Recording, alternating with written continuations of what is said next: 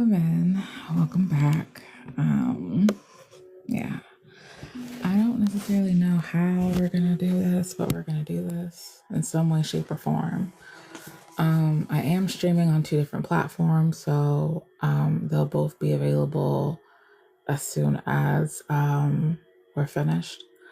This is gonna be bird just flew past my fucking window. That shit was scary. Um, we're gonna do about 30 minutes. So it's almost 1 o'clock. It's 6 minutes to 1. So we'll round it up to 1:40 is when we'll stop. So today we are going to be reading, or I'm going to be reading Maggie Shane.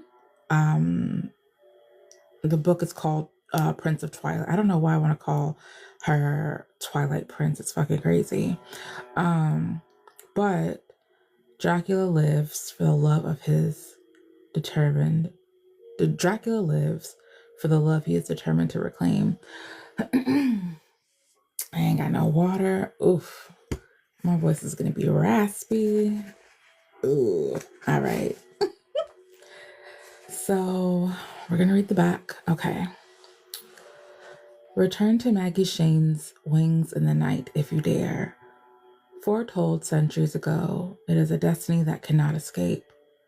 Far older than his legend of immortality, Vlad Dracul has wandered the earth for centuries in search of the reincarnation of his wife, Elisabetta. Now he believes he has found the woman possessed by his beloved soul and is prepared to make her his for all eternity. Tempest, Stormy Jones, is that mortal. She has long sensed the other, someone inside her fighting to take control, a feeling that becomes ever stronger when the Dark Prince is near. But as Stormy denies that the passion that burns between them, she also resists allowing Elizabeth to take over her mind and body to prevent her from reclaiming Vlad as her own. But when Elizabeth discovers Vlad's feelings for Stormy, her wrath knows no bounds. She demands that her destiny be fulfilled and seeks to destroy her rival, leaving Vlad in anguish, tormented by what was and what could be. Now, only he can choose who will live and who will die. Okay. So we're going to get her in.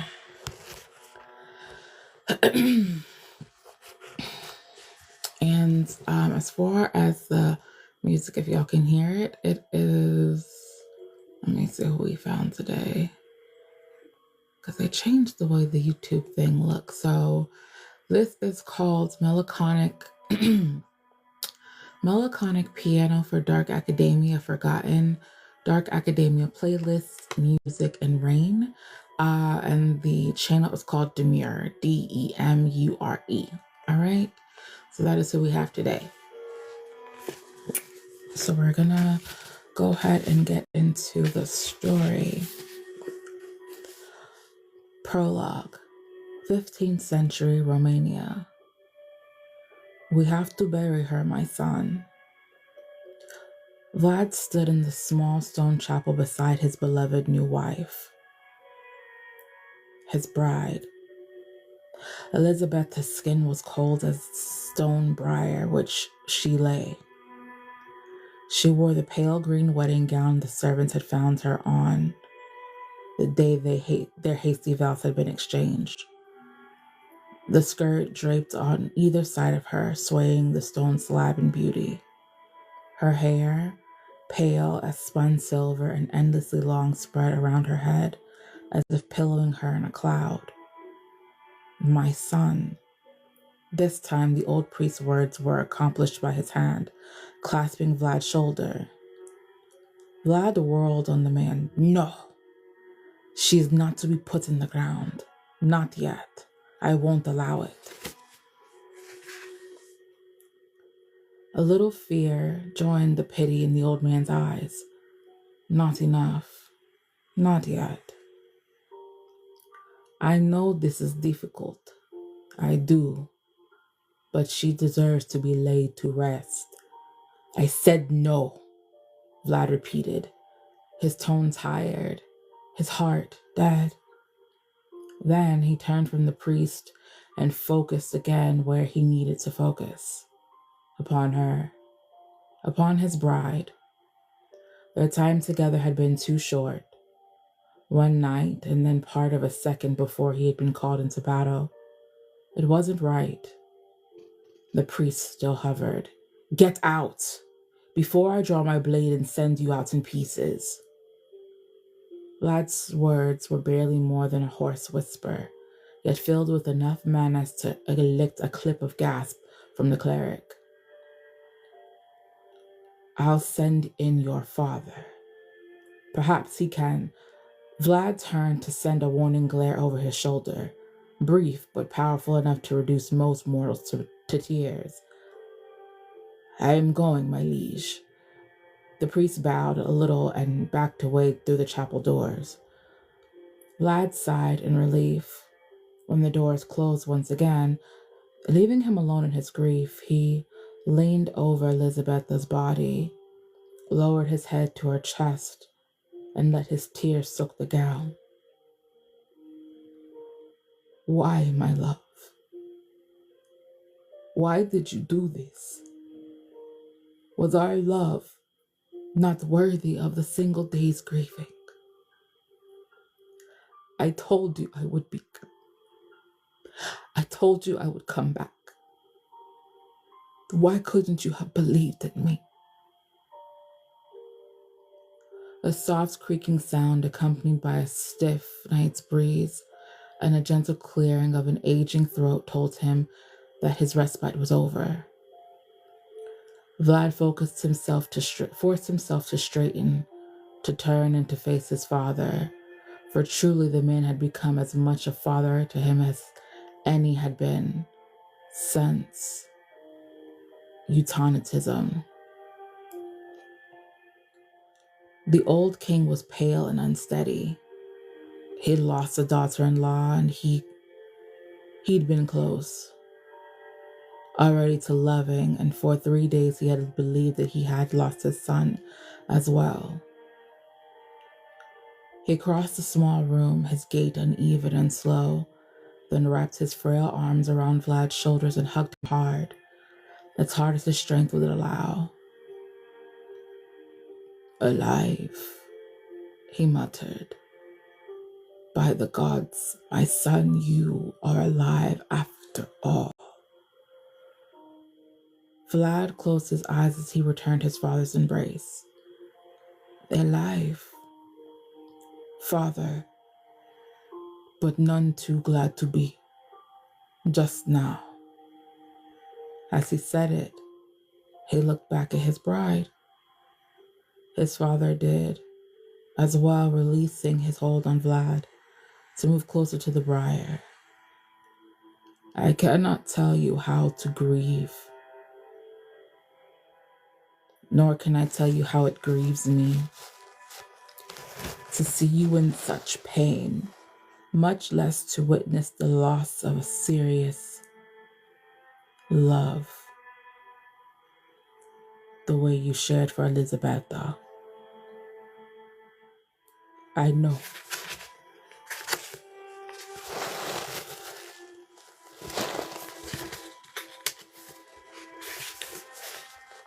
Your friend, the foreign woman, she told you what transpired. Vlad nodded. Rhiannon is an old friend and a dear one. She said she arrived here for a visit just after I had been called to defend our borders. So she did. We put her up. Fussy one she is, and I don't believe she thought highly of your chosen bride. Were the two of you as close as two people can be, Vlad told him. But we had no claims to each other. She would not have been jealous. She called the princess Now, what was the word she used? Yes. A whiner, the king said softly. To her face, no less. Vlad nodded, not doubting it. When word came that you had been killed on the field of battle, poor Elisabetta took it to the tower and bolted the door. I had men trying to break it down right up until... I know, Father. I know you did all that you could. The king lowered his head, perhaps to hide the rush of tears in his clouded blue eyes. Tell me, what can I do to ease your grief?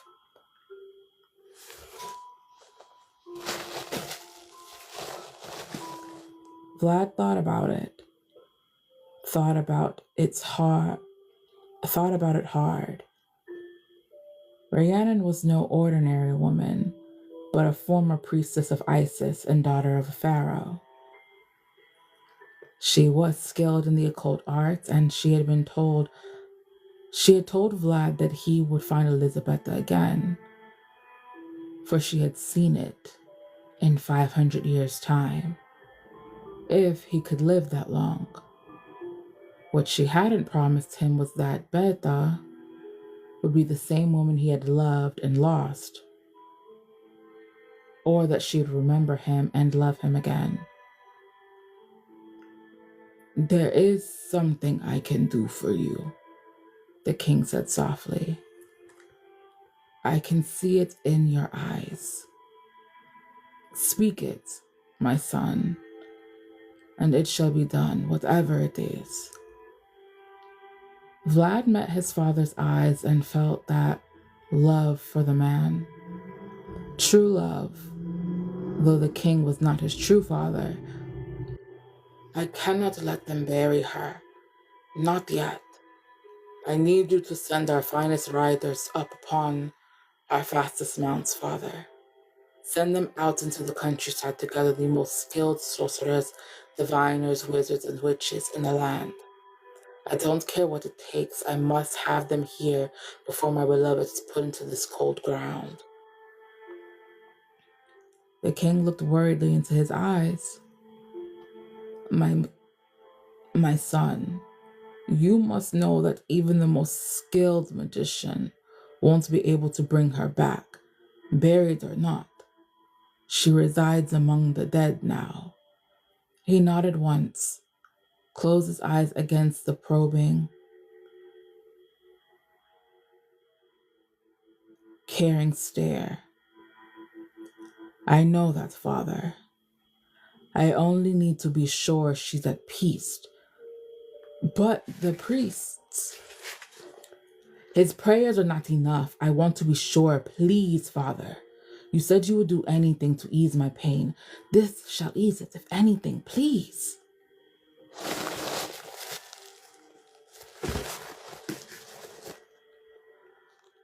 The king nodded firmly. Then it shall be done. And Father, until they've come, keep everyone from here. And even then, let them in only by night. The old man was used to Vlad's nocturnal nature by now. He nodded, and Vlad knew the promise would be kept. The king left, and Vlad drew his bloodstained sword. That same sword that stood... The king left, and Vlad drew his bloodstained sword, then stood between the briar and the chapel door. When the sun rose, he barred the door and drew a tapestry from the wall and wrapped himself in it.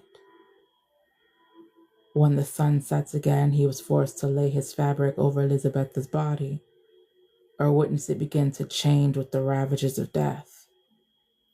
And before the third night, the scent of death and decay began to hang heavy on the air.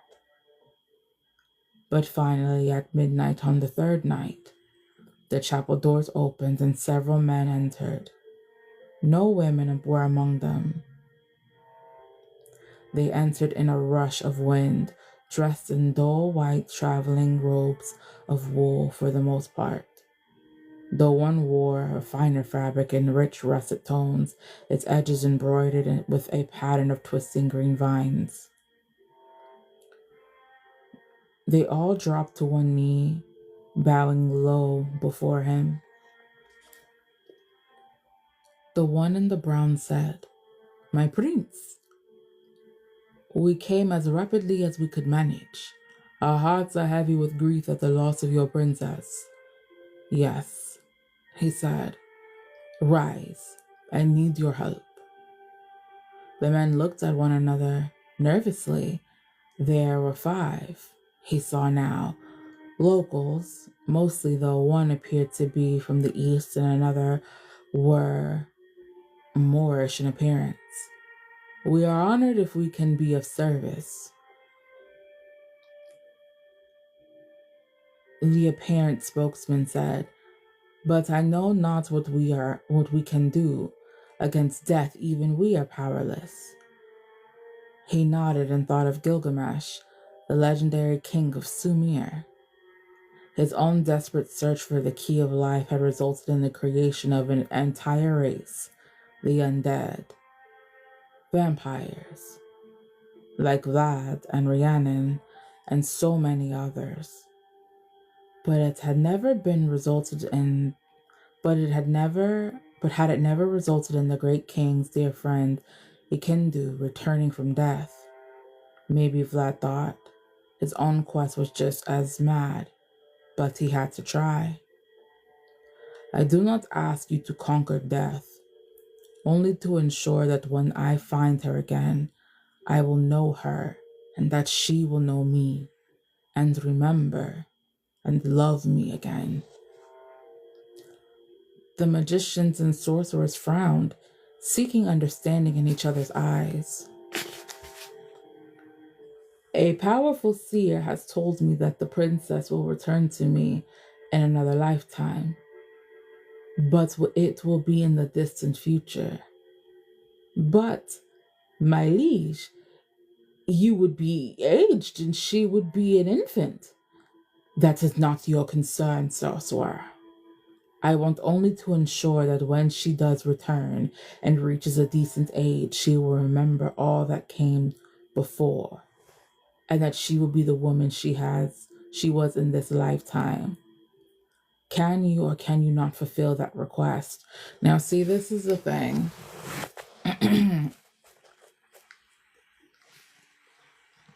We're gonna get a little, just a smidgen spiritual, okay? Because this reminds me of, and I was talking about this the other day, this reminds me of, I really need some water, shit. This reminds me of, excuse me. This reminds me of, I'm gonna get it out. Justice League, the episode where Solomon Grundy gets brought back to life. So yes, he's already a zombie, therefore undead, right? But when he died, officially, when he returned back to the grave, he was at peace. Now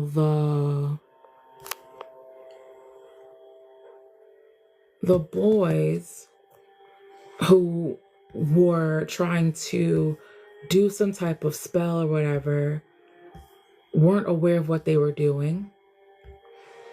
And when shit got real, they got scared, and one of the kids backed out of the magic circle and messed up the sigil work for it. It got messed with. And so when you make a magic circle, when you are doing things like that, tamper with things, you've got to, 1, make sure you know what you're doing, but 2, also realize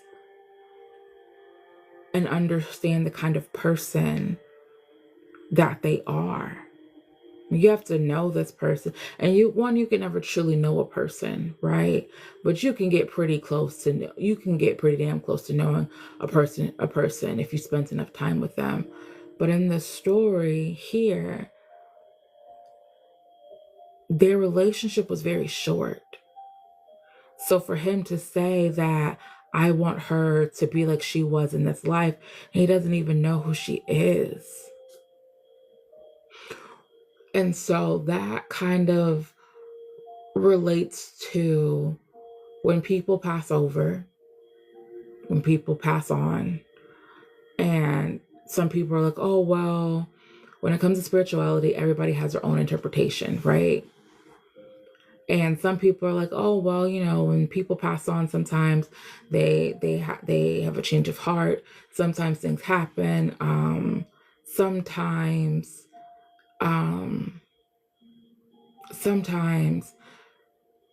they see the error of their ways, and now they want to help you on the other side. And then on the other side of that, it's they're the same as in death as they were in life. They're not going to change.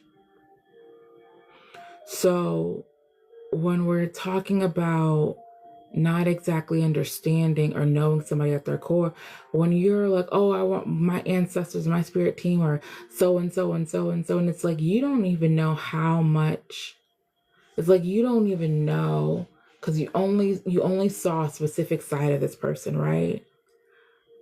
You don't know how that person really felt about you. You don't know this. He doesn't really know who she is at her core. He doesn't know the nature of her because they didn't spend enough time together. So this is about a dynamic, I feel, that never got to get established. That just started off very, very rocky. Like it just never got a chance to get off the ground. Or it was just like something always happened and it was just never meant to be. Like not for the lack of trying, but it just is what it is. And it's unfortunate because you would have wanted it to work out. You would have wanted it to would have wanted to give it your all. You really would have. But you can't. You can't.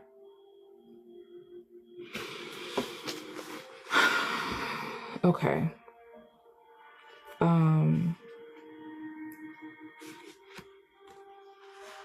I didn't skip the whole thing already. Let's get back to it.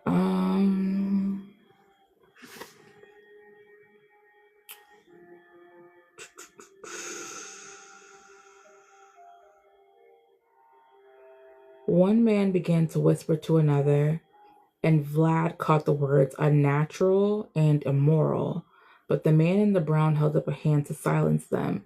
Then he approached Vlad slowly, cautiously, and at last he nodded. We can and we shall, my liege. Go, get sustenance, rest.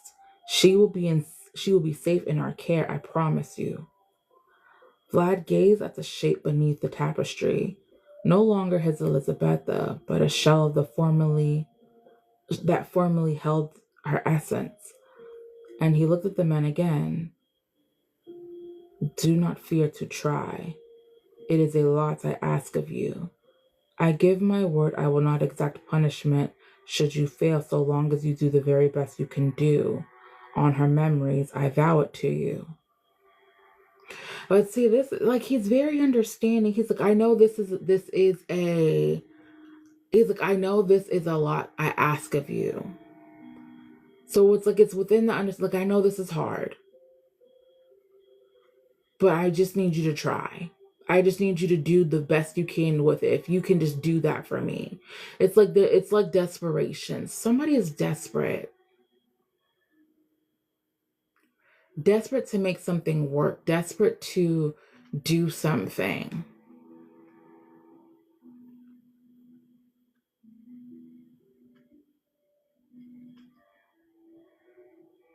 But it's not working out.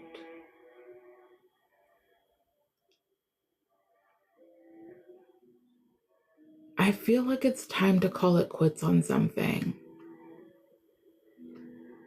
And I've been picking up on that energy a lot. It's something you've got to call quits on.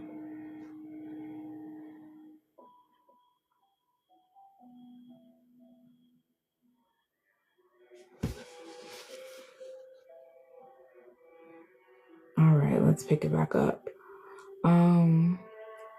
The men bowed deeply and he glimpsed relief on their faces. Truly, Vlad was not known for his mercy or understanding. He left them to their work, but he didn't rest and he didn't feed. He couldn't. Not until he knew. It was 4 a.m. when a servant boy came to fetch him back to the chapel, and he hurried there, and he saw that the door was open and the priests were coming out, wafting a censer before him.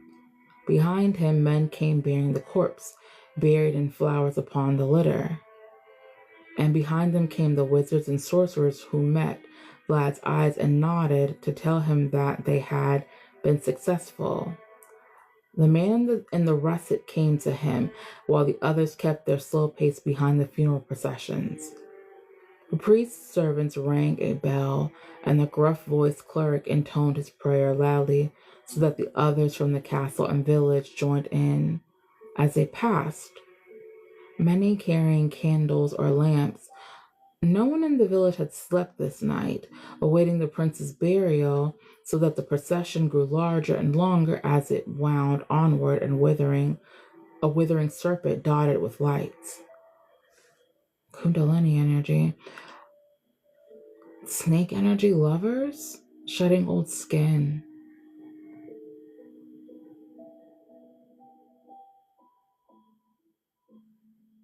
My prince, said the man in brown, we have done it. Take this.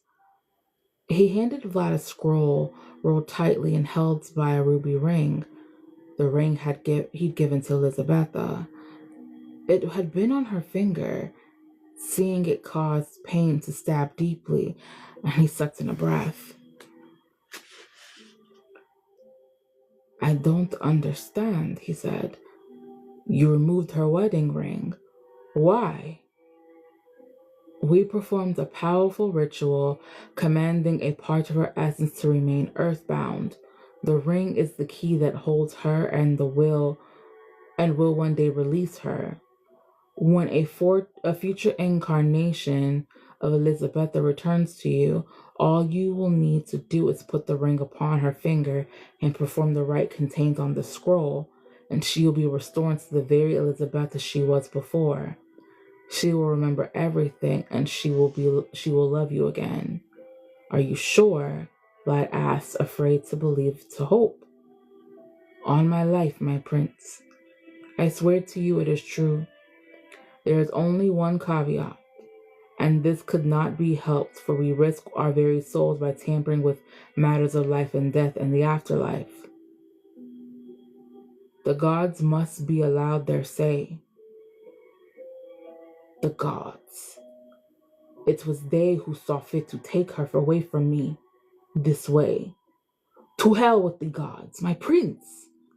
The sorcerer looked around as if fearing Vlad's blasphemy might have been overheard by the deities themselves. Tell me of this caveat, then, Vlad snapped. But be quick, I must attend to my wife's burial. The men boldly took hold of Vlad's arm and began walking beside him, catching them up to the procession while keeping enough distance to privacy. If the rite has not been performed by the time the red star of destiny eclipses Venus, then the gods have not willed it, and the magic will expire. When the red star of destiny eclipses Venus, the red star.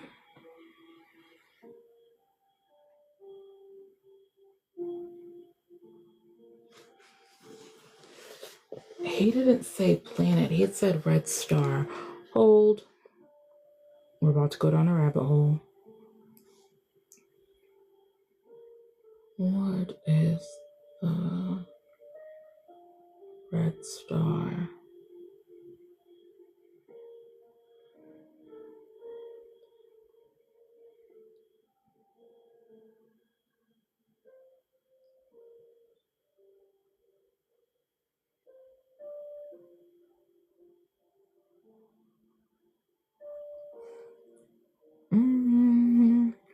This isn't giving me what I want.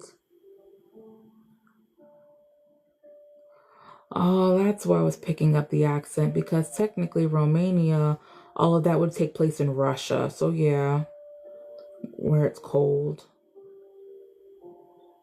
Um,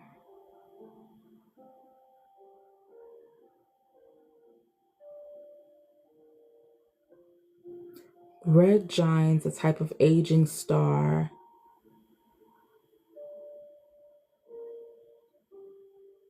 I like how they mentioned Macy's.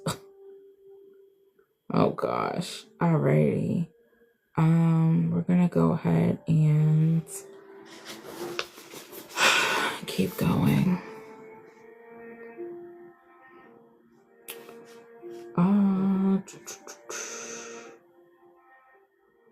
And what will happen to Elizabetha then? Her soul will be set free.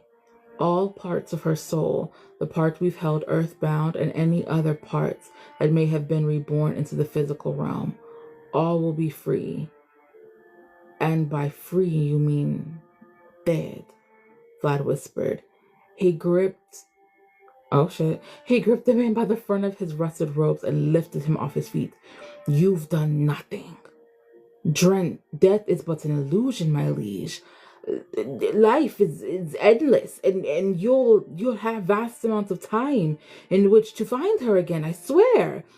He narrowed his eyes on the sorcerer, attempted to draw his blade to slide in between the man's ribs, but instead he lowered him to the ground again. How much time?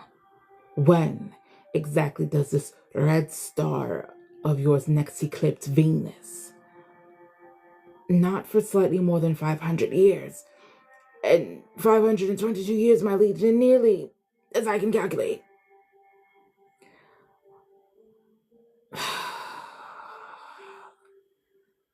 Vlad swallowed his pain and his raging grief. Rhiannon had predicted he would find Elizabetha again in 500 years. His chief concern at the time had been wondering how the hell he could manage to survive so long without her, how he could bear the pain. Now he had an added worry. When he did find her, would it be in time to enact the spell, perform the rite, and restore her memory and her soul? By the gods, it had to be. He was determined. He must not fail. He would not. He was no ordinary man. Not even an ordinary vampire, after all. He was Dracula. Present day, Chapter 1. Melina Roskova, the slender blonde woman, said, extending a hand. You must be Maxine's steward. It's Maxine Malone, and no, I'm not her. Stormy took the woman's hand. It was cool and her grip was very strong. Stormy Jones, she said, and Max and Lou are busy with another case, and we didn't think it would take all three of us to conduct an initial interview. I see. Melina released her grip and dug into her pocket for a business card. I guess this must be out of date. Stormy took the card and looked it over. The SIS logo superimposed itself on the word Supernatural Investigation Services. It's small letters, their names, Maxine Stewart, Lou Malone, and Tempest Jones. And beneath that, in a fancy script, experienced, professional, and discreet, and a toll-free number. She handed the card back. Yeah, that's pretty old, Maxine Lou got hitched 16 years ago. Of course, we didn't get new cards made up until we used all the old ones. You have to be practical, you know? Naturally. So why all the mystery? Stormy asked, and why did you want to meet here? As she spoke, they moved through the entrance and into the vaulted corridors of the Canadian National Museum. Their steps echoed, and as they walked, Melina paid the entry fee in cash and led the way deeper into the building. No mystery, but I want you to handle a sensitive case for me. Discretion. She tacked the old business card on the back of her knuckle. It's imperative. You can trust us on that, Stormy said. We wouldn't still be in business after all this time if we didn't know how to keep our mouths shut. She looked at the threadbare tapestry on display inside a glass case. Its colors had faded to gray, and it looked like a stiff breeze would reduce it to a pile of lint. So, what is this place? This is where it is, Melina said, eyeing several tarnished silver pieces in another case. Bowls, urns, pendants. What is? What you need to see, but it won't be here for long. It's part of a traveling exhibit. Artifacts uncovering on a recent archaeological dig in the northern port of Turkey. Stormy eyed her, waiting for her to say more. But Melina fell silent and moved further along the hall, along lines drawn in diagrams of dig sites and framed like pieces of art. Then she turned to go through two open doors into a large room. There were items lining the wall, all of them safely behind glass barriers, brass trinkets, steel blades, and elaborately carved handles of bone and ivory. Stormy glanced at the items on display, then rubbed her hands, suddenly cold to the bone. You'd think they'd turn on the heat in here. It's freezing, she muttered. Then, to distract herself from the rush of the discomfort, she snatched up a flyer from the stack in a nearby rack and read from it. According to it, the items found didn't match the culture of the area in which they had been located, and many were thought to be spoils of war brought home by soldiers who looted them from faraway lands and conquered enemies. The dig site was believed to have been a monastery of sorts, a place where men sent to study magic and the occult. Here it is, Melina said. Stormy dragged her gaze from the flyer to where the other woman stood a few yards away in front of a small glass cube that sat atop a pedestal. Inside the chest, resting on a clear acrylic base, was a ring. It was big. It was wide band, more elaborately engraved than the gaudiest high school class ring she's ever seen. Its gleaming red stone was as big as one of those, too. Only she was pretty sure this stone was real. It's a ruby, Melina said, confirming Stormy's unspoken suspicions. It's priceless. Isn't it incredible? Stormy didn't reply. She couldn't take her eyes off the ring. For a moment, it was as if she were seeing it through a dark, long tunnel. Everything around her went black, her vision riveted to the ring and her eyes unable to see anything else. And then she heard a voice.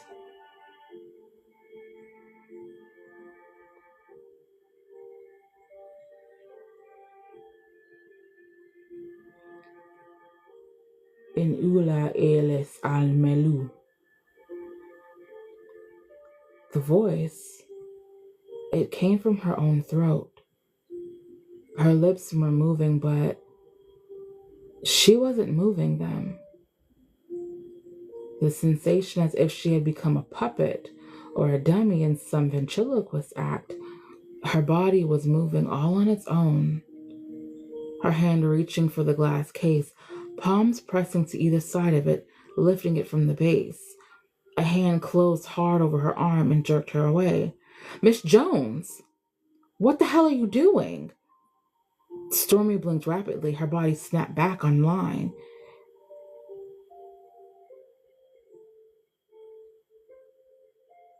She saw Melina holding in her upper arm while looking across the room as if waiting for the Canadian version of a SWAT team to swarm in.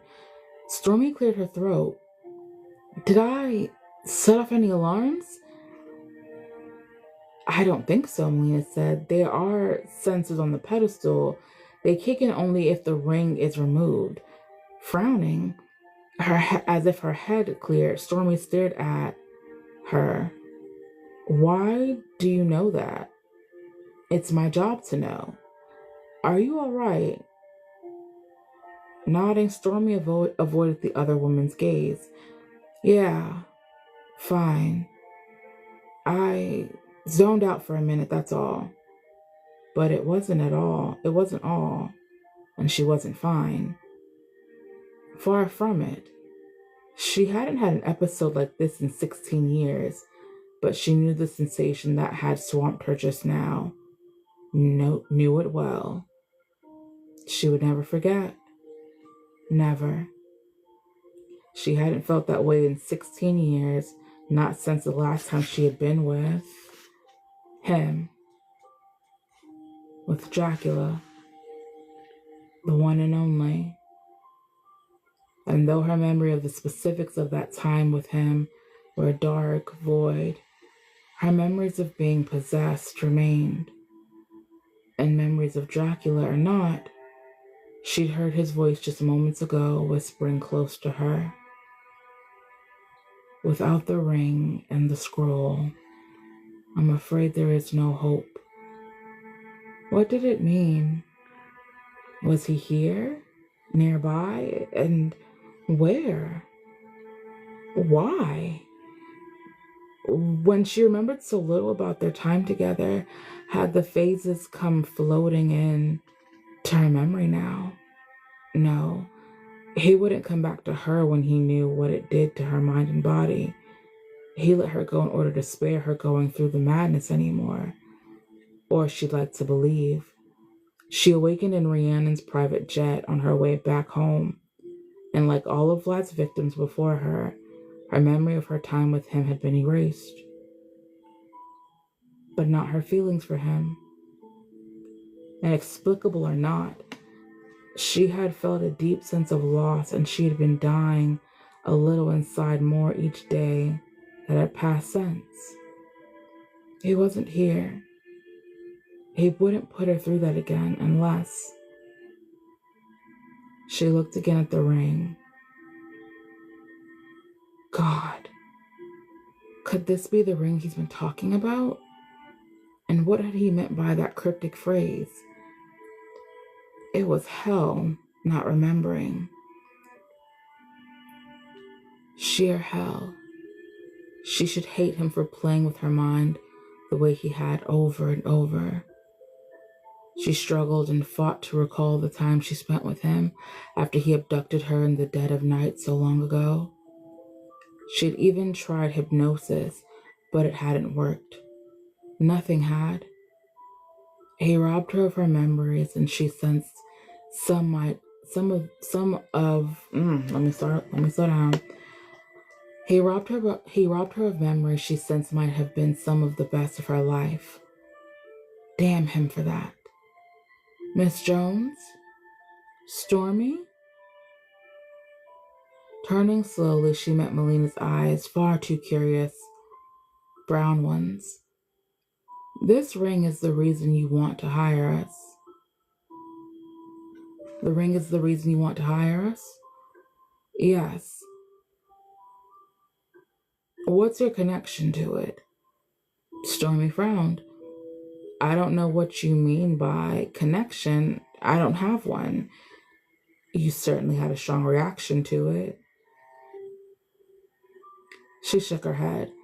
I had a head injury a long time ago. Occasional blackouts are side effects.